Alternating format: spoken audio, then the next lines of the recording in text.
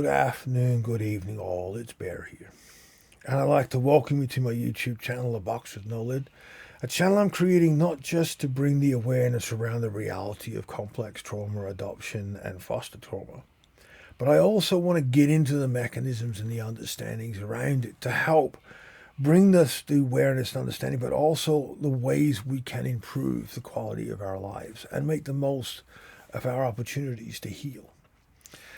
Now, this is the next video in the adoption series, and it's directly following on the last one when I was talking about this neurological block that we have, this barrier of connection and feeling that is a direct result of the trauma, the physical trauma of being removed at birth or soon after. And in this video, I just want to go into a little bit more depth in that one specific point, the physicality of this. So much when we look at trauma is always perceived as a mental state, it's mental health, but the majority of it isn't. And as confronting as this is for those of us who are adopted or have gone through foster care, as I said, I know of a section of people I personally know in my own experience. There is this barrier between physical senses or physical feelings and the environment and people around. And that was created through neural shock of being removed. Now, we all know that when we're born, there's all these processes and interactions being held, the latch-on belly crawl, all these neurological and pheromonal processes that need to happen post-birth without biological mother.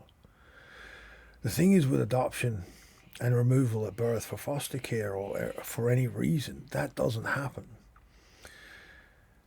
And that point, because it doesn't happen, that's the block. And there is this overwhelming assumption in the medical world and in the adult world that, well, if you do it down the road, it will. But it doesn't. And it does in some parts and in some ways, but it's so hit and miss as to how, and it's never complete. It is so hit and miss in how it plays out, and it's to the degrees of the awareness of it, that it slips by and nothing much is said or recognized about it. But I see it all the time. I'm yet to meet an adoptee, and over the decades I've met countless, hundreds and hundreds and hundreds of them personally. You know, when you go down to larger events like federal and state inquiries and apologies and all that, you meet a lot. When you're around this stuff, you will meet a lot. I'm yet to meet an adoptee that doesn't observe neurologically life. None of us directly participate. We're always that little bit separate. And the more in depth the trauma of our birth is, the more physicality around the trauma of our removal and what happened in those first few hours, weeks, and months is how embedded this observability is. This separation. And the reason behind it is that nervous system gets stuck at that point of not connecting. And it doesn't go past it. Because that part didn't happen, the body goes beyond to the next stage and skips that part. Because we have to survive. And this is the fog. And it creates a survival process, engaging an underdeveloped, the frontal, the higher parts of our brain that are not supposed to be, not really supposed to come online till 12 months of age, come online pre-developed. And the body and brain are trying to find a way to survive, trying to find a way to, from moment to moment to keep living. That this part gets blocked off and doesn't develop.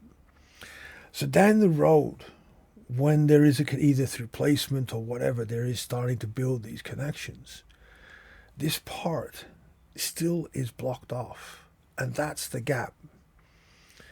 So we learn to process neurologically through what we need to do to survive, to be part of. How can we become part of the, where we're placed, to be safe? How we can fulfill their needs so they will support and look after us. But the felt sense within our body never began. So it starts to develop in another fashion. And it develops from a survival process. So it doesn't go into this core neurologically of what it feels like to be part of. And we go through developing in our childhood. Now, sounds well enough. You get a functional adult. So sometimes you do, sometimes you don't. Where this comes into play is when it gets confronted or triggered. And that's when you're looking at serious romantic relationships or, the birth of your own children. And I'm yet to meet a child of an adoptee that hasn't had one or either. They're either an over connection with the parent that's an adoptee, so is so engaged into their reality because it is the first biological family they've ever had, or there is a distance because of that overwhelmment. And again, this is this cause and effect stuff that we need to be aware of. And again, it comes down to this neurological component of attachment in the very point of connecting to our mother never happened. And as we know through trauma, that part gets blocked off and compartmentalized as part of that trauma script. And to begin to address it, we have to face the trauma of removal. And when it's a point of birth, the question I've said in numerous videos is how?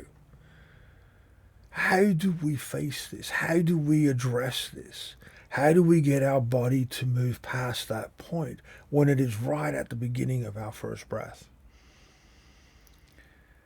And it is only through the awareness of this that we are going to get the attention that we need to be able to. And we need to be given the grace of understandings by those that we are close to, that we will not know how to be that close. And we need to be taught how. We need to have the patience in those around us to teach that physicality of connection. I'm not talking just through sexualized components. I'm talking the absolute physicality, the enjoyment and the exchange of being touched, of being held, being in close proximity, being around a lot of people, and having those physical engagements to where it's a pleasurable thing, not a defense mechanism thing. Or not to where we need to continually add excitement to our interactions to be able to feel something, to the point where it diminishes and the trauma response of shame and all this stuff starts to kick in. And I've watched it take relationships and tear them apart. I've lost my relationships through it. It's this process of the physical human engaging with another human, the nervous systems of to and fro, of gaining enjoyment and emotional depths as you go along.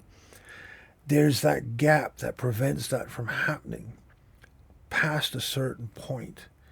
And for longevity of relationships, short-term relationships is fine. Long-term relationships is where this starts to rear its head. Or when we have our own children, that's where it rears its head, because that's a lifelong relationship.